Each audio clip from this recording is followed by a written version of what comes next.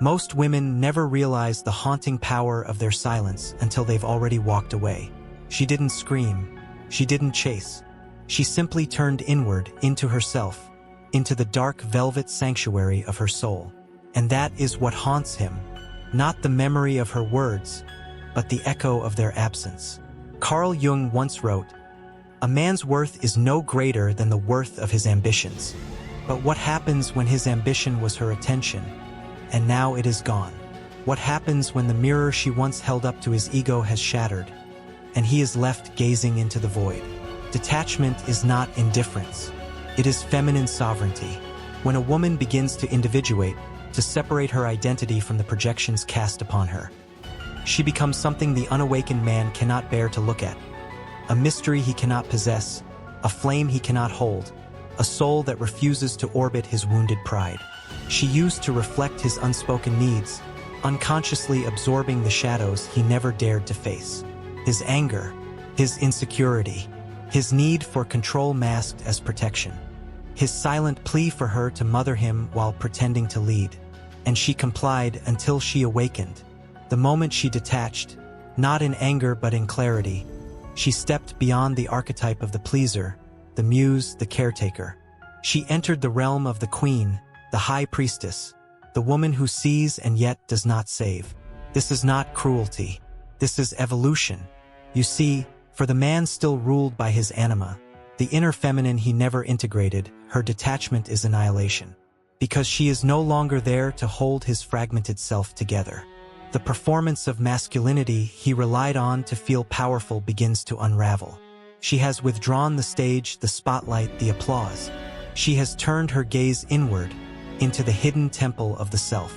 Now he is alone with himself, and he cannot bear the silence. For the wounded masculine, her detachment feels like abandonment. But in truth, it is an invitation to rise, to awaken, to meet her as an equal, not a captor. He may try to provoke her return, through shame, promises, performative change. But the woman who has tasted her own divinity no longer responds to the hunger of an ego needing rescue. She responds only to truth, depth, presence. She is no longer waiting for him to choose her. She has chosen herself. And in that silent, sacred act, she becomes unforgettable. Detachment, when born from awareness and not bitterness, strikes at the core of a man's unconscious. It is not her body he misses. It is the mirror she held to his soul. When she detaches, she withdraws the psychic energy that once held his identity together, even if neither of them ever named it. She was once his anima projection, his unconscious feminine, idealized and misunderstood. Jung warned that until a man makes his anima conscious, she rules him from within. And when he meets a woman who appears to embody her, he binds to her like a dream, chasing not the woman herself, but the completion of something deeply missing inside him. But a woman who awakens sees through the illusion. She knows when she is being consumed rather than loved, worshipped rather than met. She sees the little boy behind the curtain of his pride, the abandoned child still hoping a woman will stay and fix what he refuses to confront. And she also knows it is not her burden to carry. This is not bitterness. This is clarity forged in fire. She loved him, yes, but not at the cost of her soul. And when that sacred line was crossed, something ancient in her stirred. A voice beneath generations of silence, a primal knowing deeper than words. Leave, not for vengeance, not for control, but because her spirit refused to decay in the name of devotion. When a woman detaches with dignity, she activates his shadow. Every insecurity, every doubt, every echo of the mother wound rises to the surface. Why didn't she fight for me? Why didn't she explain? Why didn't she let me fix it? Because healing was never her job. It was his. And now, with her gone, he must confront the truth. She was not the problem. She was the mirror. Her silence is not absence, it is revelation. The masculine wounded by ego cannot fathom this kind of departure. It is not theatrical. It offers no final argument, no grand exit. It is quiet, almost holy. The woman simply slips out of the role she never agreed to play, leaving only the scent of her power behind. a power he did not recognize until it vanished. You may wonder why this cuts so deep. It's because true feminine detachment doesn't scream, it echoes. Through every relationship he enters after her. Through every woman who won't stay, no matter how tightly he holds. Through every restless night when he still sees her in dreams. Not because she was perfect, but because she was real. And reality, once tasted and lost, haunts more than fantasy ever could. There is a moment terrifying and divine, when a woman no longer needs to be understood. That moment marks her spiritual emancipation. It is the quiet severance of the psychic umbilical cord tethering her to the need for external validation. This is the moment the feminine rises from persona to presence. Carl Jung knew this alchemy well. Individuation, he wrote, is the path of becoming whole, not perfect. For the feminine, this means burning down the roles she was praised for. The accommodating lover, the emotional savior, the beautiful container for someone else's story. It means embracing the sacred fire that says, I am not here to be your muse. I am here to be myself. When she reaches this threshold, she becomes something men are both drawn to and terrified of, a woman in possession of her own energy. She no longer bleeds her light for those unwilling to see it. She no longer tries to be enough for the man who hasn't made himself whole. She doesn't beg to be chosen. She chooses. This kind of woman can only be loved by a man who has descended into his own underworld, who has faced his demons, grieved his illusions, and come out with humility in his bones. Anything less than that is a transaction, not a union.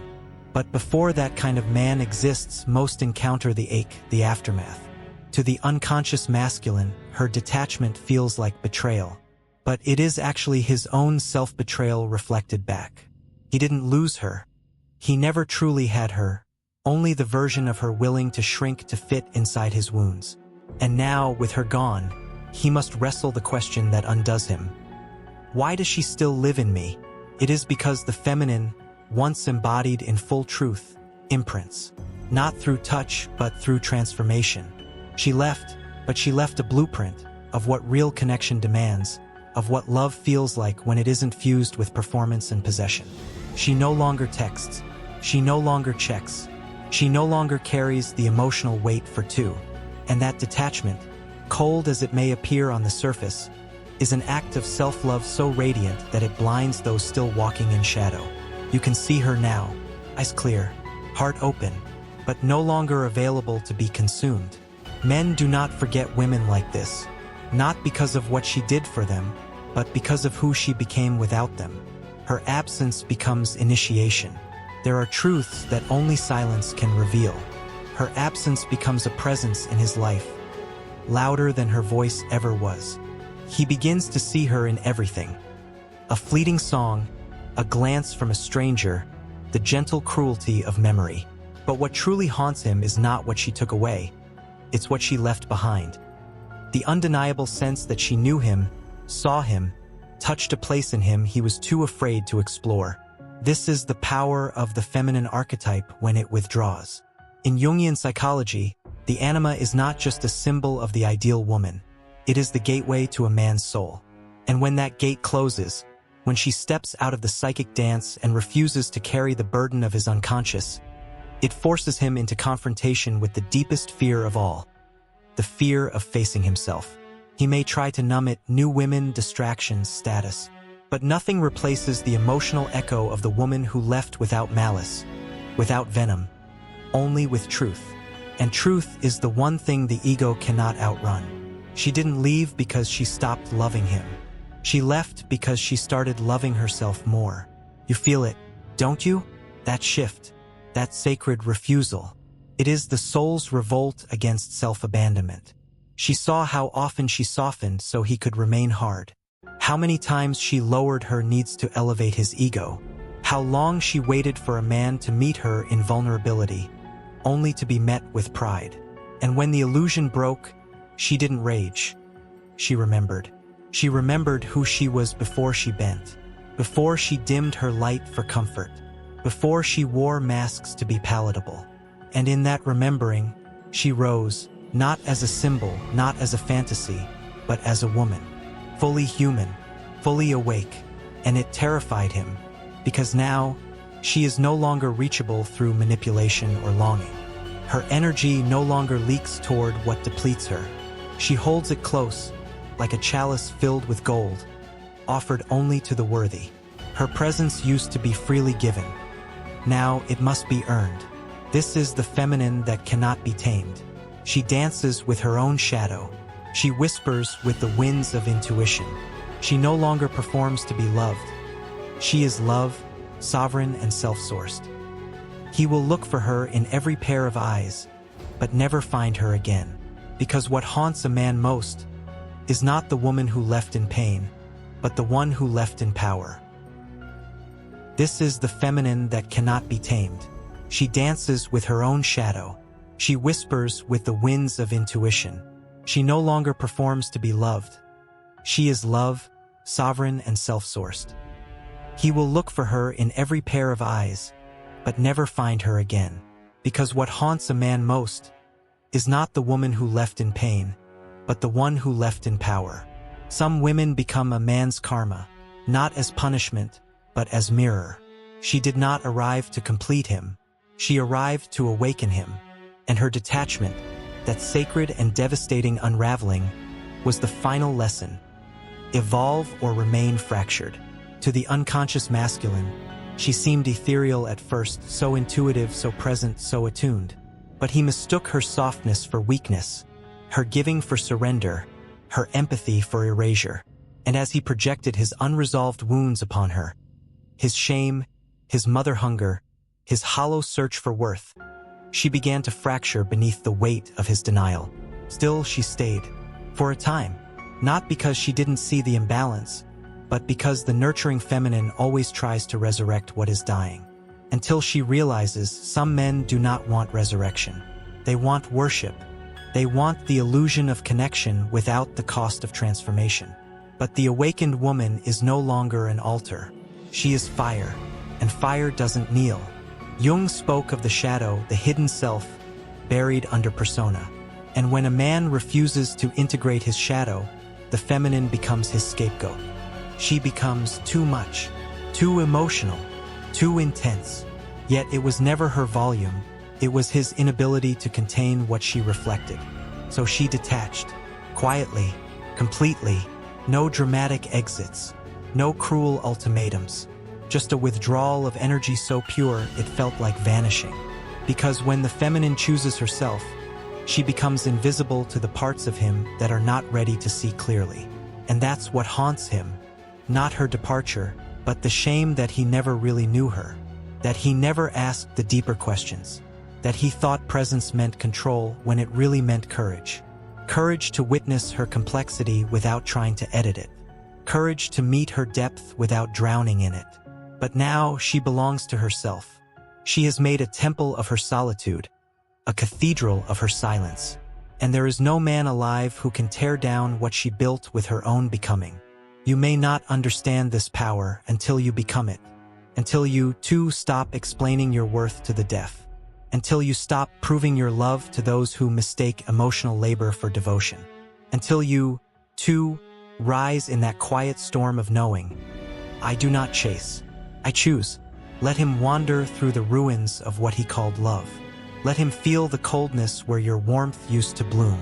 For the man who could not hold your presence, your absence becomes his reckoning. There comes a moment in a woman's life when she no longer waits. Not for apology, not for closure, not for recognition from the very souls who refused to see her. That moment, fierce and final, is the quiet collapse of the false self. The version of her shaped by longing, by compromise, by the ache of trying to be enough for someone who was never ready. She doesn't hate him. She doesn't need to. Detachment has no appetite for revenge. It simply severs like a clean blade through illusion. He didn't see it at first. How subtle the shift was. The softness in her voice cooled. The way she listened lost its spark. Her presence, once like sunlight pouring through his wounds, began to fade like dusk into night. Not all at once, but with every unmet need, every invalidated emotion, every time he chose pride over connection. And when she finally walked away, she didn't look back. To the man who is unintegrated, who has not sat with the child inside still aching for a mother's gaze, her departure feels unjust. He will call her selfish, cold. He will tell others how she gave up too soon. But in truth, she stayed far longer than she should have. She endured storms meant to be his to weather, held space for healing he refused to claim. Because the feminine is not just love. She is also discernment. And discernment tells her when love becomes self-sacrifice, when compassion becomes a cage, when healing him means breaking herself. So she stopped, not to punish him, but to protect what was left of her. The parts he never asked about, the dreams she silenced, the intuition she ignored to keep the peace, the sensuality that withered in the absence of reverence. And this is what men remember, not the woman who stayed and suffered, but the one who left and became more alive, the one who refused to collapse beneath their unclaimed trauma, the one who turned pain into prophecy and walked herself back home. He will try to replicate what he lost, in other arms, in other bodies, but it won't be her. It won't be the woman who saw through him with eyes like scripture, who could hold his chaos without fear but refused to drown in it. It won't be the woman who knew how to love him without losing herself. There is no substitute for a woman who knows her soul, and in time he will understand. Not all ghosts are born of death. Some are born of detachment, of women who no longer fight to be seen because they've seen themselves. And once a woman sees herself, you can never unsee her. To detach as a woman is not to stop feeling. It is to feel everything, then choose yourself anyway. This is the sacred rebellion, to love and still walk away, to care and still release, to witness your own ache, hold it like a child, and say, we are not going back there, because feminine detachment is not numbness. It is maturity. It is the wisdom born from every time she overextended, overgave, overlooked the gut feeling whispering this is not where you bloom. It is the death of the illusion that love must mean sacrifice. She may have once believed that if she loved him enough, he would rise, that if she stayed soft, he would soften, that if she dimmed her fire, he might feel safe enough to stop running. But now she sees none of that was love. That was survival masquerading as connection. That was fear of abandonment wearing the mask of loyalty. Now she no longer fears being alone. She fears abandoning herself. You see, men think feminine detachment is sudden, but it isn't. It's slow, a quiet erosion. The 1,000 moments he looked but didn't see her, touched her body but not her soul, dismissed her intuition, minimized her needs, fed his ego while starving her spirit. And each time, something inside her stepped back, until one day the cord snapped, not from anger, but from peace. She realized she didn't have to bleed to be loved, that the love she kept offering him was the love she owed herself. And that moment, that clean, calm, unapologetic return to self, is what lingers in the masculine heart long after she's gone. Because she gave him something no one else did. Not just affection, not just beauty. She gave him the opportunity to meet himself through her, to confront the shadows she brought to light. And when he failed to rise, she stopped offering herself as ladder. This is why she cannot be forgotten. Not because she tried to be remembered, but because she finally stopped performing. Her silence is no longer a wound. It is a boundary. Her distance no longer a punishment, but a sanctuary. And her absence is not empty. It is full of everything he refused to hold.